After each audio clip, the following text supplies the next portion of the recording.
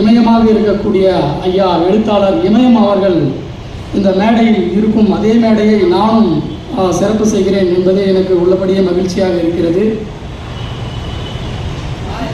ஐயா சில்பன் அவர்கள் பேசும் பொழுது சொன்னார், இந்தியாவிலேயே தமிழகத்தில் மட்டும்தான் மாவட்டந்தோறும் புத்தக கண்காட்சி அல்லது புத்தக திருவிழா நடைபெறுகிறது என்று. உண்மைதான்.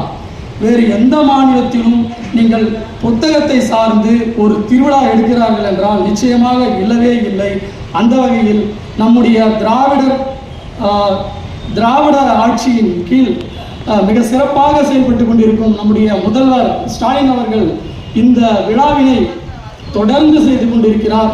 இந்த விழாவுடைய இந்த விளைவு என்னவாக இருக்கும் என்பதை நாம் இப்பொழுது தெரிந்து கொள்வதை காட்டிலும் இன்னும் 10-20 ஆண்டுகள் கழித்து இப்பொழுதே நாம் சொல்லும்படியான ஒரு மாநிலமாக இருக்கிறோம் என்றாலும் கூட நம்மை அசைத்து பார்க்க முடியாத அளவுக்கு நாம் இந்தியாவுக்கே வழிகாட்டக்கூடிய ஒரு மாநிலமாக தமிழகம் எதிர்காலத்தில் ஒளிரும் மிளிரும் என்பதை அறுதியிட்டு சொல்ல முடியும் என்பதை சொல்லி என்னுடைய தலைப்புக்குள் மிக நேரடியாகவே நான் சென்று விடுகிறேன்.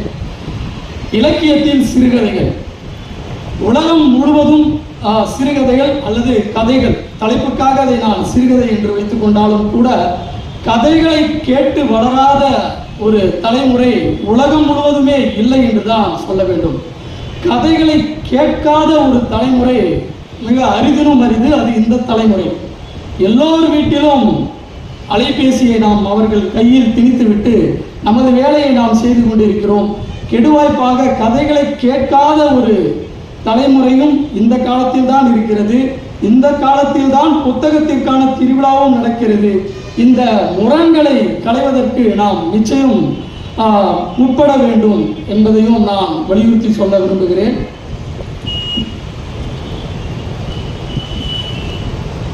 கதைகள் என்றால் அது வெறுமனே கதைகள் அப்படி மட்டும் எடுத்துக்க முடியாது.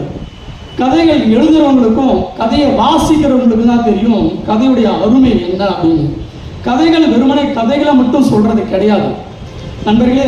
அது எழுதப்பட்ட ஒரு காலத்தை பதிவு செய்யக்கூடியது தான் கதை. எந்த காலத்தில் எழுதுகிறார், எந்த சூழலில் எழுதுகிறார், அங்கே யார் ஆட்சி செய்திருக்கிறார்கள் என்று பல்வேறு கோணங்களில் ஒரு கதையை நீங்கள் முடிச்சு போட்டு பார்த்துவிட முடியும். ஆக கதை என்பது வெறும் கதை அல்ல. கதையில் என்னென்ன சொல்ல முடியும் என்றால் ஒரு பண்பாட்டை சொல்லிவிட முடியும், ஒரு வரலாற்று தகவல்களை சொல்லிவிட முடியும்.